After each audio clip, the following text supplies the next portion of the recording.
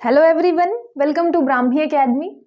आज का हमारा टॉपिक है ब्राह्मण ग्रंथ के बारे में। इसके पहले हम भारत में जो प्राचीन भारतीय ज्ञान परंपरा थी उसके बारे में पढ़ चुके हैं। उसके अलावा आपके उपनिषद हो चुके हैं, चारों वेद हम डिटेल में पढ़ चुके हैं। तो जो आपका यूनिट 1 है, जो नया टॉपिक ऐड हुआ है, उसमें जो जो भी आपके टॉपिक हैं वो हम कवर करते चल रहे हैं। उपनिषद के बाद आपका टॉपिक आता है ब्राह्मण ग्रंथ।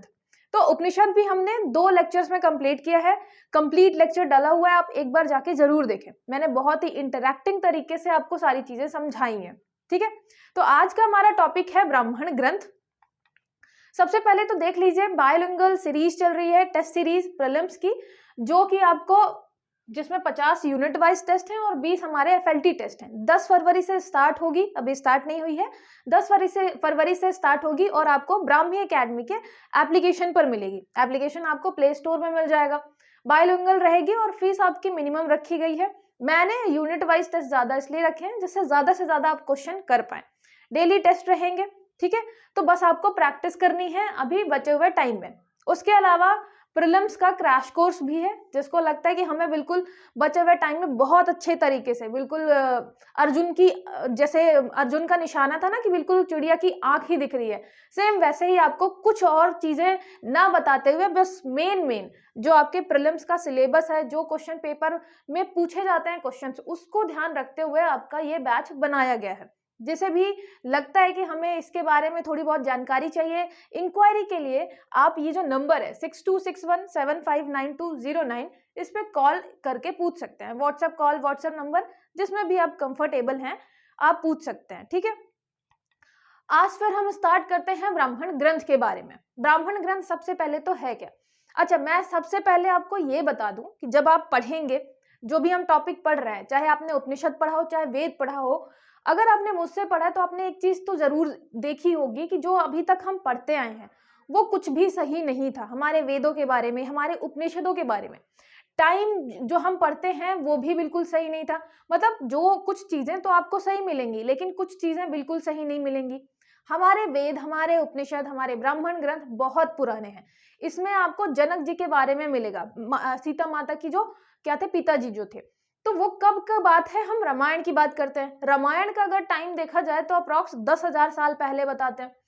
तो आप सोचेंगे कि इतने पहले से हम क्या है हमारे ग्रंथों के बारे में, अच्छा ये हमें जनक जी के बारे में मिला है तो ब्राह्मण ग्रंथ और पुराने होंगे, है ना? क्योंकि पहले आपका श्रुति और स्मृति के माध्यम से ग्रंथ जो है वो गुरु द्वारा शिष्यों तक ट्रांसफर किए जाते थे। तो बहुत ही लंबी ये जो है हमारी ग्रंथों की, हमारे साहित्य की ये जर्नी है। तो इसलिए आप थोड़ा दिमाग खोलकर ये चीज समझने की कोशिश करिएगा। ठीक है, बस हम जो चीज देख रहे हैं, जो शब्द लिखे हुए हैं, उसके अलावा जो उसका मतलब निकल रहा है उसे समझने की कोशिश करेंगे। क्योंकि हमारा टॉपिक है संकल्पना और विचार। इसकी संकल्पना क्या है, इसका विचार क्या है, ब्राह्मण ग्रंथ का कॉन्सेप्ट क्या है, उसकी आइडियाज क्या है। ठीक है, सबसे पहले मंत्रों और ऋचाओं की व्याख्या करने के लिए ब्राह्मण ग्रंथों को लिखा गया था। मतलब आपको पता है कि वैदिक ग्रंथ जो थे हमारे मतलब सीधे सीधे ब्रह्मा जी ने लिखे हैं, तो उनका जो लैंग्वेज थी, उनका जो तरीका था बहुत ही कठिन था। तो उनको थोड़ा सा आसान बनाने के लिए फिर ब्राह्मण ग्रंथ लिखे गए, जिनमें मंत्रों और ऋचाओं, जो मंत्र थे, जो ऋचाएं थी आपके वेदों में, उनकी व्याख्या की गई। ठीक है, एक्सप्लेनेशन दिया गया इन ग्रंथों में। ब्राह्मण ग्रंथ में यज्ञ प्रक्रिया के ऊपर पुरोहित द्वारा की गई व्याख्याएं हैं, जो आपकी पूरी पूरी यज्ञ प्रक्रियाएं हैं। अच्छा, सबसे पहले तो यही समझ लीजिए कि यहाँ पे यज्ञ क्या मतलब है। यज्ञ मतलब आपका यहाँ पे सिर्फ ऐसा नहीं है कि हम हवन कुंड बना रहे हैं और हवन कर रहे हैं, वो तो एक आपका मतलब है ही। उसके अलावा यहाँ पे यज्ञ क्या मतलब है, वैदिक अगर हम साहित्य की बात करेंगे तो यज्ञ का मतलब है आपके कर्म। जैसे आप एक शब्द पढ़ते हैं धर्म, ये मैं आपको पहले भी बता चुकी हूँ। धर्म की जब हम बात करते हैं, हम सिर्फ रिलीजन की बात नहीं करते, हम सिर्फ पूजा पाठ की बात नहीं करते। हमारे ग्रंथों में धर्म मतलब है आपका क्या, कर्तव्य। पिता का क्या धर्म है, पुत्र का क्या धर्म है। तो ये जो धर्म की जब हम बात करते हैं, मतलब हम कर्तव्य की बात करते हैं। सेम ऐसे ही जब हम यज्ञ की बात करेंगे तो हम कर्म की बात करेंगे। अलग अलग मतलब यज्ञ मतलब आपके अलग अलग कर्मों के बारे में पुरोहितों ने क्या करी है, व्याख्याएं करी हैं। ठीक है, तो याद रखिएगा यहाँ पे आपको सिर्फ यज्ञ का जो लिटरल मीनिंग है, हवन करना, कुंड वुंड बनाना, सिर्फ उतना नहीं है, उसके बियॉन्ड भी जाना है आपको। ठीक है, तो उसका मतलब आपको कर्म भी लेकर चलना है। ठीक है, फिर यज्ञ के विधि विधानों में कुशल विद्वान पुरोहितों, इसको इरेज कर दे पहले, यज्ञ के विधि विधानों में कुशल विद्वान पुरोहितों एवं यज्ञों के अवसर पर प्रयोग की जाने वाली संहिता भाग की विधियां इसमें संकलित की गई हैं। संहिता मतलब आपके वेद हो गए, 4 वेद जो है, उसकी विधियां इसमें संकलित की गई हैं। कैसे आपको यज्ञ करना है, यज्ञ मतलब कर्म, कौन सा कर्म करना है, कैसे करना है, कब करना है, तो सारी डिटेलिंग है वो आपको ब्राह्मण ग्रंथ में मिलेगी। अब ऐसा मान लीजिए आज के टाइम पे अगर हम एग्जाम्पल लें तो आपका क्या हो गया, कॉन्स्टिट्यूशन, इंडियन कॉन्स्टिट्यूशन में आप देखेंगे लास्ट में अनुसूची लिखी हुई है। अनुसूची मतलब आपका शेड्यूल। हमने डिटेल में नहीं बताया शुरू में किसी भी अनुच्छेद में कि उनकी शपथ में वो क्या क्या बोलेंगे, फिर हमने लास्ट में अनुसूची ऐड की, शेड्यूल ऐड किया और हमने वहां पे बताया जो शपथ लेंगे उसमें क्या क्या बोलेंगे। सेम ऐसे ही अगर हम बात करें किसकी, जो वेतन वगैरह है, वेतन भत्ते जो हैं, सैलरीज अलाउंसेस जो हैं राष्ट्रपति के, गवर्नर के, वो भी हमने डिटेल में आर्टिकल में नहीं बताया कि वहीं पे हर चीज लिख दें, है ना, हमने लास्ट में एक साथ सारी चीजें बता दी।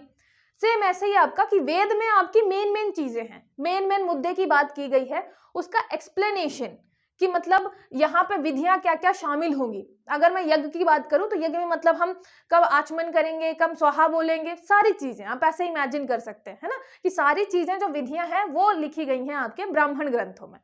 ठीक है, और यहाँ पे फिर आप जो ये कुशल विद्वान पुरोहित है ना, मतलब हम जब यज्ञ की बात करते हैं तो जब हम लिटरल मीनिंग यज्ञ मतलब हवन वाला ही जब उसकी बात करते हैं तो आपके जो पुरोहित हैं जो कि कुशल हैं, विद्वान हैं, वैदिक ग्रंथों का जिन मतलब नॉलेज है, वैदिक मंत्रों का, वैदिक ग्रंथों का, उनसे ही हम यज्ञ करवाते थे, इसलिए यहाँ पे ये वर्ड यूज हुआ है। ठीक है, कुशल और विद्वान पुरोहित।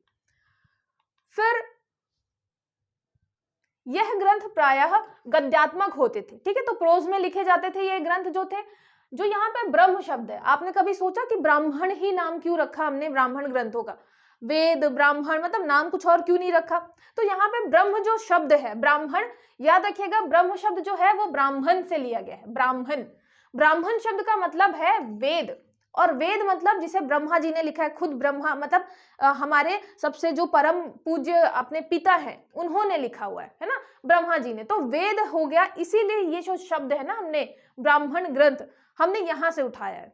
ठीक है, तो आपको समझ में आया कि हमने ब्राह्मणी शब्द क्यों लिया, क्योंकि उसका अर्थ है वेद, तो वेदों से संबद्ध है आपका ब्राह्मण जो शब्द है, इसलिए हमने ब्राह्मण ग्रंथ बोला, क्योंकि इसी का वेदों का ही एक्सप्लेनेशन आपको ब्राह्मण ग्रंथ में मिलेगा। ठीक है, उसके अलावा ब्रह्म जो है उसके दो आपको अर्थ मिलेंगे, एक तो हो गया मंत्र और दूसरा हो गया यज्ञ। मैंने आपको बताया है कि यज्ञ को आपको सीधे सीधे लिटरल मीनिंग नहीं लेनी है, इसका मतलब हो गया कर्म।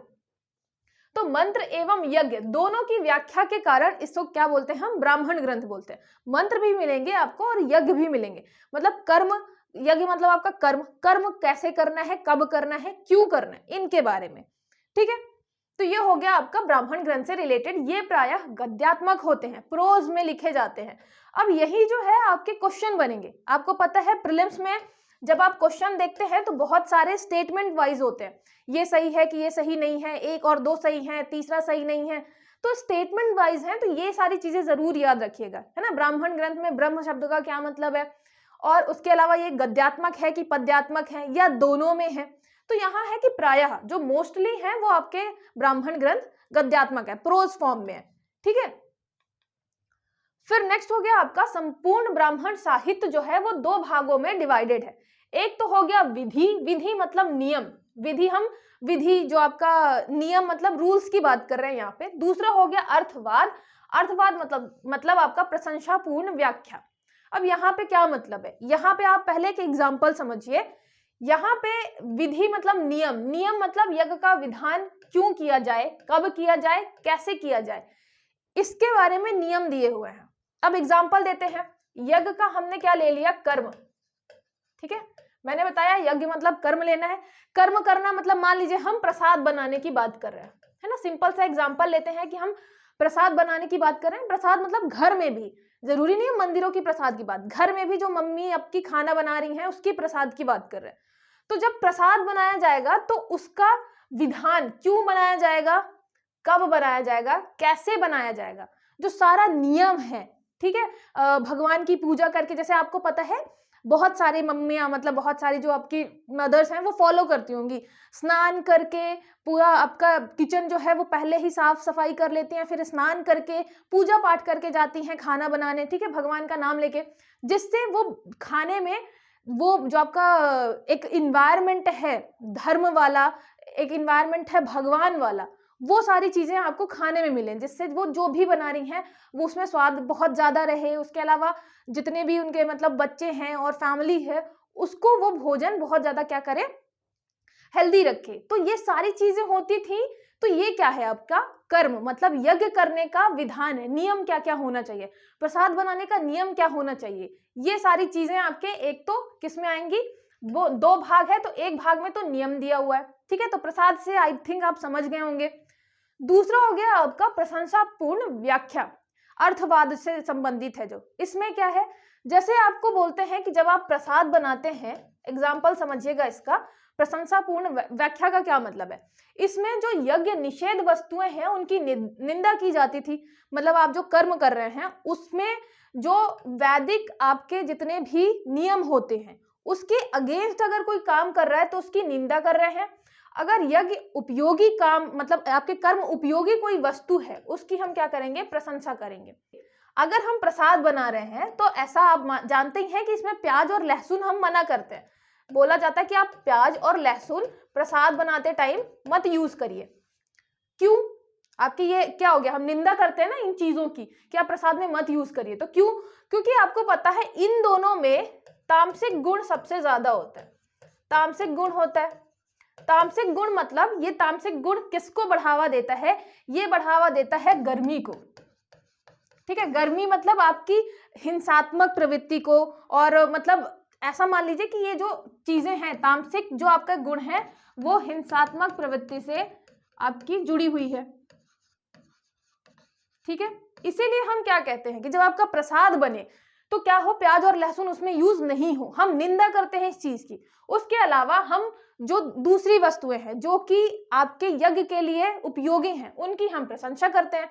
जैसे प्रसाद में हमें, और हम दही का यूज करते हैं, हम चीनी का यूज करते हैं, हम शहद का यूज करते हैं, है ना, तो ये इन सब चीजों की हम प्रशंसा करते हैं। तो आपको समझ में आया कि यहाँ पे दो जो इसके भाग हैं, एक में नियम दिया हुआ है, एक में ये बताया गया है कि जो वस्तुएं खराब है उनकी निंदा कर दी गई है कि मतलब आप यूज नहीं करें उनको, और जो वस्तुएं यूज करनी चाहिए उनकी प्रशंसा की गई है कि भाई ये चीजें अच्छी हैं, आप उनको यूज करिए, ठीक है। तो प्रसाद से आपको दोनों चीजें समझनी है कि इन दोनों का क्या मतलब है, ठीक है।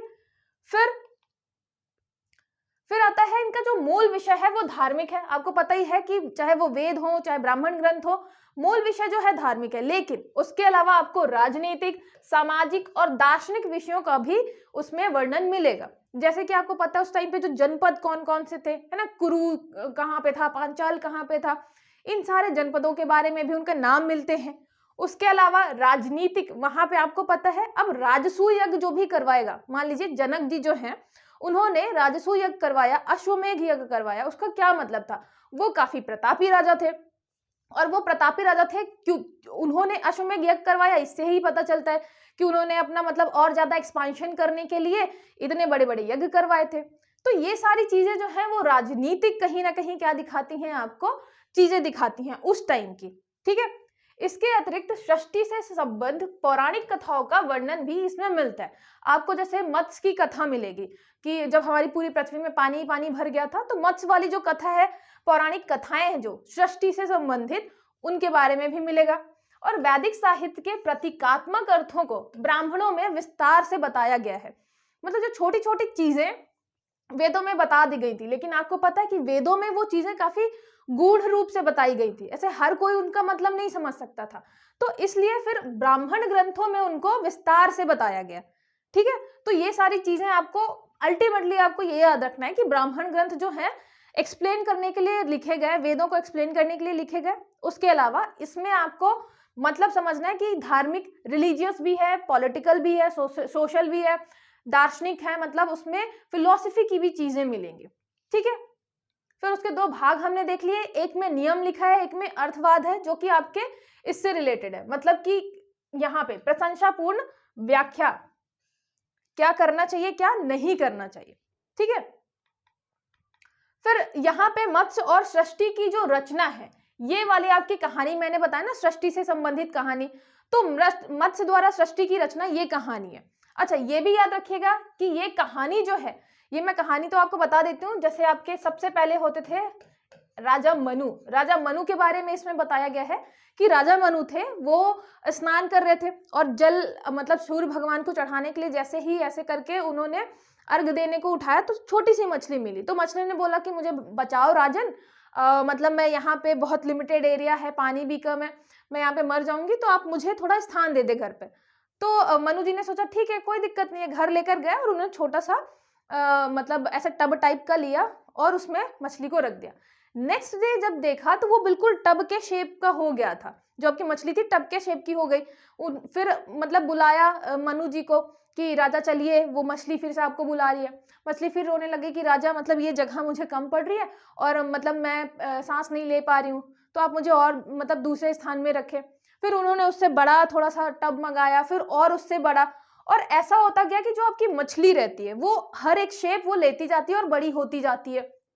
फिर उन्हें समझ नहीं आया कि क्या करें, तो उन्होंने फिर तालाब में छोड़ा, फिर वो तालाब के शेप की हो गई, तो तालाब का पानी भी कम पड़ने लग गया। फिर मनु जी समझ गए कि मतलब यहाँ पे कुछ ना कुछ गड़बड़ है, तो उन्होंने पूछा कि आप ही बताइए क्या करना है। तो उन्होंने बोला कि ऐसा करो आप मुझे समुद्र में छोड़ दो। तो उन्होंने समुद्र में छोड़ा। फिर धीरे धीरे उन्हें समझ में आया कि मछली ने बताया राजा मनु को कि देखो पूरी जो पृथ्वी है वो जलमग्न होने वाली है, आप क्या करो एक नाव बनाओ, आप एक नाव बनाओ और उसमें हर एक प्रजाति के कपल रखो साथ में अपने साथ, कि मतलब अगर सब डूब भी जाते हैं तो फिर उन जो कपल हमारे साथ रहेंगे, पति पत्नी रहेंगे, उनसे हम क्या करेंगे फिर से नई दुनिया बसा सकेंगे। तो नाव बनाओ और उसमें क्या रखो, हर प्रजाति के कपल रखो, और मैं मतलब मत्स्य जो थी आपकी मछली थी वो बताती है राजा मनु को कि मैं तुम्हें गाइड करूंगी कि जब जलमग्न हो जाएगी पृथ्वी, बहुत ज्यादा लहरें आएंगी, तो कैसे तुम्हें बचना है, ठीक है, सरवाइव कैसे करना है। तो ये सारी चीजें जो है वो कहाँ पे लिखी हैं, आपके ब्राह्मण ग्रंथों में आपको मिलेंगी, ठीक है। ये कहानी जो है सीधे सीधे नोआह आर्क है, क्रिश्चियनिटी से रिलेटेड है। यही सेम कहानी, सीधी बात है, नाम अलग अलग है वहां पे। यही है कि एक नाव बनाते हैं, पूरी पृथ्वी जलमग्न हो जाती है। और आप देखेंगे चाहे आप क्रिश्चियनिटी की बात करें, मतलब हम ईसाई की बात करें, ईसाई धर्म की बात करें, चाहे हम कुरान की बात करें, मुस्लिम धर्म की बात करें, सब में आपको ये कहानी मिलेगी। मतलब हमारे जो ब्राह्मण ग्रंथ थे, जो अंग्रेज हमें बता रहे थे कि ये मतलब बारबरिक हैं, इनको कुछ नहीं पता, बहुत ग्रामीण हैं, तो वो जो उनके जो बड़े बड़े धर्म हैं उनमें जो कहानियां हैं वो कहाँ से ली गई हैं, हमारे ब्राह्मण ग्रंथों से। मतलब वो बहुत पहले हमारे ब्राह्मण ग्रंथों में ऐसी कहानियां मिलती हैं, और ये एक छोटी सी सिंपल सी कहानी है। ऐसे आपको बहुत सारी चीजें मिलेंगी, ठीक है। तो आप कहीं ना कहीं अगर मतलब ऐसे इमेजिन करना चाहें या सोचना चाहें उस लेवल तक, तो सोच सकते हैं कि जो आपको बाद में जितने भी धर्म आए वो कहीं ना कहीं हमारे धर्म से ही, हमारे जो धार्मिक ग्रंथ थे उनसे ही बनाए गए हैं, उन्हीं के थॉट्स से फिर उपजे हैं। जैसे आपको पता है बौद्ध और जैन बाद में आते हैं, सेम ऐसे ही, ठीक है। तो आपको बहुत सारी कहानियां मैच करती हुई मिलेंगी। और जब हम बात कर रहे हैं, अच्छा मैं ये क्यों बोल रही हूँ कि ब्राह्मण ग्रंथ पहले आया या हमारा जो लिटरेचर है, साहित्य है, वो पहले आया, हमने लिखा नहीं था, क्योंकि हम श्रुति और जो आपका स्मृति है, गुरुओं द्वारा बोलना, शिष्य द्वारा याद करना, उस पे बहुत लंबे टाइम तक उस पे चल रहे थे, है ना। और ये जो है आपके, इन्होंने फिर लिखना चालू कर दिया था, इसलिए हमारे पास बहुत लेट लिखे गए। लेकिन आपको भी पता है कि जो इसमें आपको कहानियां मिलती हैं वो आज से 10-10 हजार साल पुरानी है। तो सीधी बात है, तब तो ये बिल्कुल नामो निशान भी नहीं था, ये तो पत्थर ही तोड़ रहे थे उस टाइम पे, है ना, शिकार कर रहे थे। तो इसलिए जो अपना ग्रंथ है, जो अपना सनातन धर्म है, वो बहुत पुराना है, ठीक है। फिर बात करते हैं वेदों के आधार पर ब्राह्मण ग्रंथों का विभाजन। इसमें आपको कहीं कहीं पे 12 से 13 ब्राह्मण ग्रंथ मिलेंगे। आपने कभी भी नोटिस किया, आपको एग्जैक्टली कभी भी नंबर नहीं मिलता है ब्राह्मण ग्रंथों का। उपनिषदों का 108 मिलता है, लेकिन ब्राह्मण ग्रंथों का नहीं मिलता। क्यों? क्योंकि इसमें मतभेद है। कोई कोई बोलेगा कि टोटल 14 है, कोई कोई 12 से 13 बताएगा, ठीक है। तो ये जो नंबर है, कुल संख्या जो है ब्राह्मण ग्रंथों की वो प्रॉपर हमें मिलती नहीं है। तो यहाँ पे फिर हमें जो मिलता नहीं है उसके बारे में ज्यादा सोचना नहीं है, जो मिलता है उसको पढ़ लेते हैं। यहाँ पे आपको ये जरूर याद रखना है कि कौन सा ब्राह्मण ग्रंथ किस वेद से संबंधित है। सिंपल से, क्योंकि क्वेश्चन अगर सिंपल बनाने होंगे तो सबसे पहले तो यही पूछेंगे, ऋग्वेद से कौन सा ब्राह्मण ग्रंथ संबंधित है, तो ऐतरेय हो गया और कौशितकी हो गया। ये तो आप बहुत बार याद कर चुके हैं। जो आपका ऋषि है, ऋषि नाम का जो लड़का है उसके दो फ्रेंड है, एक है आपका ऐतरेय और दूसरा है आपका कौशिक। ठीक है, तो ऐतरेय और कौशितकी दो ब्राह्मण ग्रंथ हो गए। फिर यजुर्वेद में आपको पता है कि इसके दो ब्रांचेस हैं, एक शुक्ला जी की है, एक कृष्ण भगवान की है। शुक्ल यजुर्वेद जो है वो हो गया आपका शतपथ ब्राह्मण से संबंधित। ठीक है, तो शुक्ला जी और शतपथ, शुक्ला जी को 100 रुपए मतलब मिला, या शुक्ला जी जो है 100 रुपए दान में लेते हैं, आप ऐसे इमेजिन कर सकते हैं। तो ये हो गया आपका शतपथ, 100 रुपए, या शतपथ मतलब 100 किलोमीटर, पथ से हो गया आपका रास्ता जो है ना, पथ वो वाला। तो शतपथ 100 पथ जो है वो किसने कवर किए, शुक्ला जी ने कवर किए। कृष्णा जो है 33 का मैं बताती हूँ कि आप 33 बना सकते हैं। तो कृष्णा जी की जो गोपियां थी वो 33 थी, वैसे तो थी बहुत सारी लेकिन आप 33 मान के चलिए कि 33 जो थी कृष्ण जी की गोपियां थी। ठीक है, सामवेद से आपको मिलेगा, एक तो मिलेगा तांड्य, एक मिलेगा षड्विश, एक मिलेगा जैमिनीय। तो याद रखिएगा ये जो आपका तांड्य है ये पंचविश भी है, और ये षड्विश, तो आपको एक तो मिलेगा पंच, है ना, पंच मारने वाला पंच, एक मिलेगा षड मतलब इसमें 5 नंबर भी है, इसमें 6 नंबर भी है, और फिर एक आपका जैमिनी है। जैमिनी गाना अच्छा गाती है क्योंकि सामवेद से संबंधित है, तो जैमिनी 5-6 बार उससे आप लगातार गाना गवाओ, वो बहुत अच्छा गा लेगी। तो 5 और 6 मतलब पंचविश और षड्विश सब किससे रिलेटेड है, आपके सामवेद से रिलेटेड है। ठीक है, ये जैमिनी जो है उसका 5वां और 6वां जो स्वर है वो बहुत अच्छा लगता है 7 स्वरों में। ठीक है, फिर अथर्ववेद, याद रखिएगा अथर्ववेद का आपको इकलौता ब्राह्मण ग्रंथ मिलेगा गोपथ। ठीक है, आपको जो उपनिषद हैं वो कौन कौन से मिलेंगे, एक तो हो गया आपका मांडुक्य, उसके अलावा मुंडक, उसके अलावा प्रश्न उपनिषद। तो आपको उपनिषद अथर्ववेद के मिल जाएंगे बहुत सारे, लेकिन ब्राह्मण ग्रंथ जो है हमें एक ही मिलता है आज के टाइम पे, गोपथ। ठीक है, तो मैंने बताया था जो अपना अथर्व है वो गाय को बहुत मानता है, गोपथ ब्राह्मण हो गया। ठीक है, ये जरूर याद रखिएगा, ये इंपॉर्टेंट है। सामवेद मतलब आपके 7 स्वर होते हैं, तो 5, 6 और 7 ये तीनों शब्द हैं आपके पास, है ना। तो ये हो गया पंचविश, षड्विश और 7 स्वर किसमें होंगे, सामवेद में। सब 7 स्वर अच्छे किसके लग रहे हैं, तो आपके जैमिनी के अच्छे स्वर लग रहे हैं, तो जैमिनी से संबंधित करना है गाने को। फिर आपके शुक्ला जी जो हैं, शुक्ला जी ने 100 पथ कवर किए थे, तो 100 पथ मतलब शतपथ ब्राह्मण। फिर कृष्ण जी की 33 गोपियां थी, तो 33 हो गया। ऋग्वेद, ऋषि के 2 अच्छे फ्रेंड थे ऐतरेय और कौशिक, तो ऐतरेय और कौशितकी हो गया ऋग्वेद से संबंधित। फिर बात करते हैं पहले ऐतरेय ब्राह्मण की। ऐतरेय ब्राह्मण के रचयिता है महिदास ऐतरेय। अब यहाँ पे ऐतरेय जो है आपको पता है महिदास नाम था, ऐतरेय उनकी माता का नाम था, माता का नाम था इतरा। ठीक है, तो जब जन्म होता है इनका, बहुत लंबे टाइम तक जन्म नहीं होता, फिर इनकी माता और पिता बहुत पूजा करते हैं, फिर आपके महिदास जी का जन्म होता है। लेकिन ये पहले तो कुछ बोलते ही नहीं है, 5-6 साल तक कुछ नहीं बोलते, सिर्फ वासुदेव वासुदेव बोलते हैं। फिर उसके बाद थोड़ा और बड़े होते हैं, 8 साल के होते हैं, ये होता है कि अब जब मतलब विद्या ग्रहण करेंगे तो भी विद्या ग्रहण करने में इंटरेस्ट नहीं होता, आपका वासुदेव वासुदेव कर रहे होते हैं। फिर उसके बाद क्या होता है कि मतलब अब इनको पता चल जाता है इनके पिता को कि अब ये तो कुछ करेगा नहीं, दूसरी वो शादी करते हैं, उनके जो बच्चे होते हैं दूसरे पत्नी से वो बहुत सारी विद्याएं अर्जित कर लेते हैं। तो इनकी माता जो है इतरा बहुत परेशान होती हैं कि मतलब मेरा बेटा जो है वो कुछ कर नहीं पा रहा अच्छे से, वासुदेव वासुदेव बस कर रहा है। तो फिर इनको बुरा लगता है महिदास जी को, फिर ये विष्णु भगवान की पूजा करते हैं, और वहां पे मतलब इनको फिर विष्णु भगवान प्रकट होते हैं, फिर इनको देते हैं सारे आपके जो वेदों का ज्ञान, सबका ज्ञान देते हैं। ठीक है, तो यहाँ पे फिर ये आता है कि जब ऐतरेय को हर वेद का ज्ञान मिल जाता है, तो यहाँ पे अपनी माता इतरा के नाम पे फिर ये ऐतरेय ब्राह्मण बोला जाता है। ठीक है, और फिर इनको क्या होता है कि विष्णु जी जो बोलते हैं कि जाओ, एक राजा है वहां पे यज्ञ चल रहा है, आप जाओ वहां पे यज्ञ करवाओ। तो ये जाते हैं, वहां पे 40 नवीन अध्याय जो है वैदिक ग्रंथों के वो पढ़ते हैं, तो वही 40 अध्याय बाद में ऐतरेय ब्राह्मण कहलाते हैं। ठीक है, वो नवीन अध्याय इन्होंने पढ़े होते हैं, और जब ये बताते हैं कि इन्होंने विष्णु जी की पूजा की, और आपको मैं बता ही रही हूँ बार बार कि यहाँ पे हम विष्णु जी की बात कर रहे हैं, है ना, विष्णु जी की बात कर रहे हैं, वासुदेव नाम जपते थे आपके ऐतरेय। तो इसके कारण क्या हुआ, इस टाइम पे विष्णु जी की जो महत्ता है वो बढ़ रही थी काफी ज्यादा।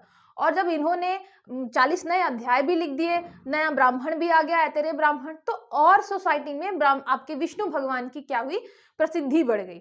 ठीक है, तो यहाँ पे आपको विष्णु भगवान के बारे में मिलेगा कि इस समय वैदिक समाज में विष्णु का महत्व निरंतर बढ़ता जा रहा था। ठीक है, फिर सोम यज्ञ, मतलब ये आपका सोम यज्ञ हो गया, अग्निहोत्र यज्ञ, राजसूय यज्ञ, राज्याभिषेक यज्ञ। राज्याभिषेक कैसे करना है, दो तरीके है ना, नियम भी थे, उसके अलावा फिर जो चीजें होनी चाहिए उनकी प्रशंसा थी, जो चीजें नहीं होनी चाहिए उनकी निंदा थी। तो सेम ऐसे ही राज्याभिषेक कैसे होना चाहिए, नियम कानून सारी चीजें बताई गई थी, राजसूय यज्ञ के बारे में बताया गया था। और यहाँ पे आप देखिए एक राजा का क्या कर्तव्य होता है। चाणक्य ने भी बाद में यही चीज बताई है कि पूरे पृथ्वी पे मतलब राजा को क्या करना है, अपना राज्य विस्तार करना है, ये राजा का धर्म होता है। तो राजसूय यज्ञ का क्या मतलब था, एक्सपांशन के लिए हम क्या करते थे, यज्ञ करते थे।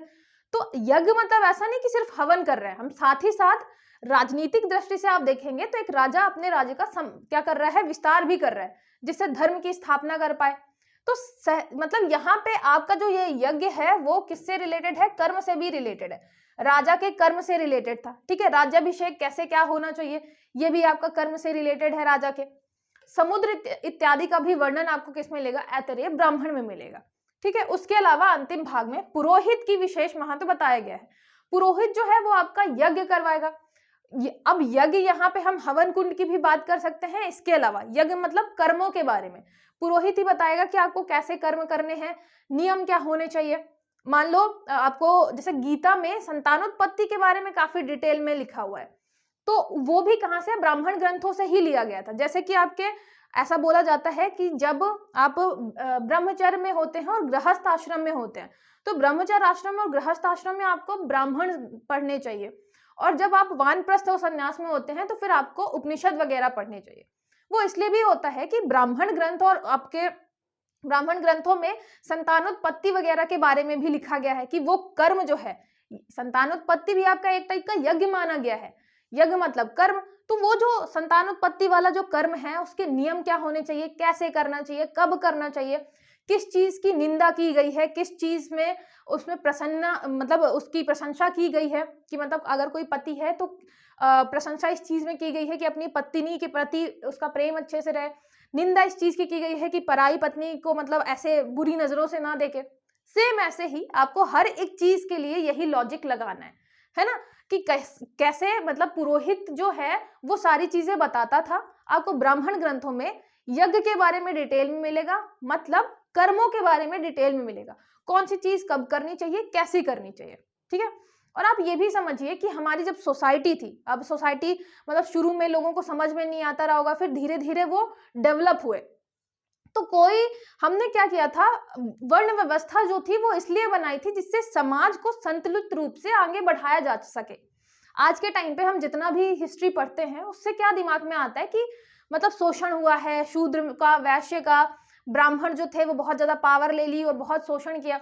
हम भूल जाते हैं बेसिक चीजें कि वैदिक टाइम पे ये चीजें बनाई क्यों गई थी, समाज में संतुलित तरीके से मतलब चलाने के लिए। अब आप सोचिए कोई समाज में इस चीज के लिए हेड बनाया गया था कि वो शिक्षा देगा, ब्राह्मण मतलब फ्री में शिक्षाएं देते थे आपके शिष्यों को, अलग अलग, चाहे वो क्षत्रिय हो, चाहे वैश्य हो, चाहे शूद्र हो, कि क्या करना है, सबको शिक्षा देनी है, समाज में सबको शिक्षित रखना है, जिससे कोई भी बहुत पीछे नहीं जाए। अब समय के साथ चीजें बिगड़ती गई, आपका जो एक सिस्टम था वो खराब होता गया, वो अलग बात है, लेकिन शुरू में जो उसका मेन एम था कि समाज में, सोसाइटी में शिक्षित सबको मतलब शिक्षा देनी है कंपलसरी रूप से।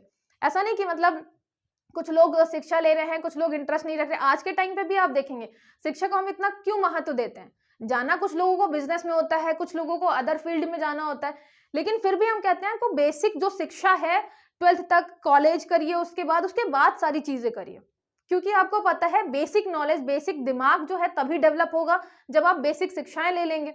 सेम ऐसे ही ब्राह्मण जो थे बहुत ही इंपॉर्टेंट थे सोसाइटी में, उनका रोल बहुत इंपॉर्टेंट था कि वो हर एक वर्ग को क्या कर रहे थे, शिक्षा दे रहे थे। ठीक है, तो यहीं पे है कि पुरोहित की महत्ता बताई गई है ऐतरेय ब्राह्मण में। ठीक है। शंखायन ब्राह्मण जो है, शंखायन ब्राह्मण का दूसरा नाम आपको मिलेगा कौशितकी ब्राह्मण। अभी हमने देखा ऐतरेय और कौशिक दो फ्रेंड है ऋषि के, तो याद रखिएगा जो ये आपके कौशिक है, कौशिक को शंख बजाना बहुत पसंद है, शंखायन, ठीक है, तो शंख बजाना बहुत पसंद है। इसी ब्राह्मण के अनुशीलन से पता चला कि उदीच्यों का ज्ञान, ठीक है, यहाँ पे आपका प्रशंसनीय है, तो यहीं से पता चलता है कि जो आपके उदीच्य है, उदीच्य का जो अगर लिटरल मीनिंग देखें तो इसका मतलब है जो उत्तर में रहने वाले, उत्तर जो आपके दिशा है, उत्तर दिशा में रहने वाले जो हैं, दिशा में रहने वाले ज्ञानी, ठीक है। लेकिन ये नहीं समझना है आपको कि इसका मतलब ये है कि उत्तर दिशा वाले ज्ञानी होते थे, दक्षिण वाले नहीं होते थे।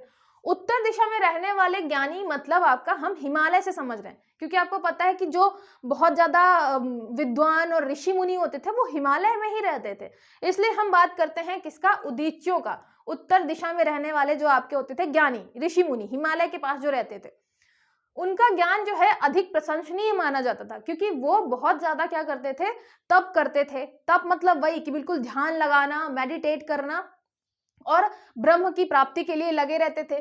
तो लोग जो है वो भिन्न भिन्न स्थानों से भाषा सीखने के लिए उदीच्यों के पास जाते थे, उनके बारे में जानने के लिए, उनसे मतलब ज्ञान लेने के लिए क्या जाते थे, उनके उदीच्यों के पास जाते थे, ठीक है। फिर रुद्र जो है वो सबसे श्रेष्ठ तथा ज्येष्ठ देवता माने जाते थे। अब देखिए आप पढ़ते हैं वैदिक टाइम में हमारे इंद्र, अग्नि, वरुण, ये सारे देवता जो थे वो प्रमुख देवता थे। उसके बाद क्या हुआ, समय के साथ साथ ब्राह्मण ग्रंथों में आपको रुद्र मिलेंगे। अभी मैंने आपको बताया है किसके बारे में, विष्णु जी के बारे में। यहाँ पे लिखा ही है कि अग्नि को निम्न कोटि तथा विष्णु को उच्च कोटि का देवता माने जाने लगा। अब आप इसको एक तरीके से ऐसे भी देख सकते हैं कि शुरू में जब वैदिक टाइम पे हम मतलब ह्यूमन का इतना डेवलपमेंट नहीं हुआ था, इतना विचारों का डेवलपमेंट नहीं हुआ था, तो उन्होंने क्या किया, जो प्रकृति में चीजें दिख रही थी उन्हीं को सर्वोच्च माना कि भाई सबसे जो हाईएस्ट पावर है वो यही है। जैसे मान लीजिए अग्नि, अब आग को कैसे कंट्रोल करना है ये सारी चीजें नहीं पता थी, तो वो अग्नि को ही सर्वोच्च मानते थे। लेकिन समय के साथ जैसे ह्यूमन डेवलप हुआ, जैसे ही उसे चीजें पता चली, उसका माइंड और डेवलप हुआ, उसके सोचने समझने की शक्ति और बढ़ी, तो फिर उसने देखा कि यार अग्नि को तो हम क्या कर सकते हैं, कंट्रोल कर सकते हैं। कंट्रोल कर सकते हैं तो ये मेन गॉड नहीं होगा, ये मेन भगवान नहीं होंगे, ये थोड़ा सा उसके नीचे जो आपका निम्न कोटि लिखा है ना, निम्न कोटि वाले भगवान होंगे, इसके ऊपर भी कोई भगवान होगा। क्योंकि हम बोल कैसे पा रहे हैं, हम ये काम कैसे कर पा रहे हैं, सृष्टि की रचना किसने की है, तो ये जो हम जिसे कंट्रोल कर पा रहे हैं ये तो होंगे नहीं, इसके ऊपर भी कोई ऐसा होगा भगवान, ऐसा कोई ईश्वर होगा जो इन सारी चीजों को कंट्रोल कर रहा होगा। तब यहाँ पे फिर नए आते हैं कॉन्सेप्ट, जैसे विष्णु जी के बारे में आता है, रुद्र भगवान के बारे में आता है, रुद्र मतलब आपके शंकर जी, तो रुद्र भगवान के बारे में आता है कि भाई जो एक और बिल्कुल परम शक्ति है, ये आपके अग्नि हो गया, आपके मतलब इंद्र हो गया, इन सबसे ऊपर ये सारी चीजें हैं, ठीक है। तो एक तो ये कॉन्सेप्ट है कि जब हम ना मतलब विचार, हमारी सोचने की क्षमता बढ़ी तब ये भगवान आए। अब ये भी सोच सकते हैं कि समय के साथ जो है उनका जो आपके पहले थे, अग्नि हो गया, इंद्र हो गया, इनका जो है इंपॉर्टेंस कम होने लग गया, ठीक है, आप हिस्ट्री में पढ़ते ही हैं, तो वो उससे भी रिलेट कर सकते हैं या इससे भी रिलेट कर सकते हैं कि जब हमने अग्नि को कंट्रोल करना सीख लिया तो हमने सोचा कि यार ये सबसे ऊंचे वाले भगवान तो होंगे नहीं, इससे भी ऊंचा कोई भगवान होगा, तो नए भगवान आ गए, ठीक है। विष्णु और रुद्र जी जो हैं वो श्रेष्ठ भगवान हो गए। फिर ये जो है ये भी सरल गद्य के रूप में लिखा है, यहाँ पे मानवीय आचार के नियम और निर्देश दिए गए हैं। तो शंखायन जो है, जिसको हम कौशितकी ब्राह्मण भी कहते हैं, ये है आपका सरल गद्य में लिखा गया है, इसमें आचार व्यवहार के क्या है, नियम दिए गए हैं, ठीक है। अब मैं ज्यादा डिटेल में नहीं जाऊंगी, एक लेक्चर में आपको मैं थोड़ी थोड़ी करके पढ़ाऊंगी, समझा के, जिससे आप परेशान नहीं हो कि इतनी डिटेलिंग घुस नहीं रही दिमाग में, है ना। ब्राह्मण ग्रंथों में मतलब मैं इसलिए भी इतनी डिटेलिंग आपको बता रही हूँ हर एक चीज में, चाहे वो उपनिषद हो चाहे ब्राह्मण हो, जिससे आप लिटरल मीनिंग के साथ साथ जो उसमें शब्द लिखा है ना, जैसे यज्ञ लिखा है, जैसे धर्म लिखा है, वेद लिखा है, तो लिटरल मीनिंग के साथ साथ उसके पीछे का कॉन्सेप्ट भी समझे। क्योंकि आपको पता है पीएससी में आप हमेशा क्या देखेंगे प्रीलिम्स में कि कभी सीधे सीधे क्वेश्चन नहीं पूछता है, स्टेटमेंट वाइज क्वेश्चन है, तो आपको बेसिक अगर पता होगा तो आप एलिमिनेट आसानी से कर पाएंगे, ठीक है। मनुष्यों में पशु भाग तथा मांस भक्षण के प्रति अरुचि उत्पन्न होने लगी। इसका यहाँ पे ये मतलब है कि हम कृषि अच्छे से करने लग गए। कृषि में क्या हुआ, डेवलपमेंट हुआ। अब जब कृषि में डेवलपमेंट होगा तभी होगा ना कि अब हम मांस भक्षण के प्रति अरुचि उत्पन्न करने लग जाएंगे। और ये कब होगा, अगर आप उत्तर वैदिक से रिलेट करेंगे इसको, तो ये होगा कि लोहे की खोज हो गई, हमने हलों में वगैरह में लोहे का यूज करना चालू किया, तो कृषि का डेवलपमेंट हो गया। लेकिन आपको भी पता है हम आज से बहुत सालों पहले की बात कर रहे हैं, उस टाइम पे कृषि का डेवलपमेंट होने लग गया, तो हम जो है पशु और मांस भक्षण से दूर जाने लग गए। फिर गोत्र का जनता पर अत्यधिक प्रभाव था, है ना, गोत्र जो है बहुत ज्यादा डेवलपमेंट होने लग गया, इस सेम गोत्र में समगोत्री विवाह नहीं होने थे, तो ये सारी चीजें भी डेवलप हो गई। फिर एक है आपका सक्कुरी छंद, ऐतिहासिक निरुक्ति मिलती है। ये सक्कुरी छंद जो है, जब आप छंद पढ़ते हैं तो आपको पता है वहां पे एक एक मात्रा का बहुत फर्क पड़ता है, एक भी मात्रा ऊपर नीचे हुई कि वो छंद की परिभाषा बदल जाती है, दूसरा छंद हो जाता है। तो आप यहाँ पे देखेंगे कि ये क्या दिखा रहा है, ये दिखा रहा है व्याकरण, कि हमारी व्याकरण कितनी अच्छी थी। और सक्कुरी छंद जो है ये छंद में सबसे कठिन छंद माना जाता है।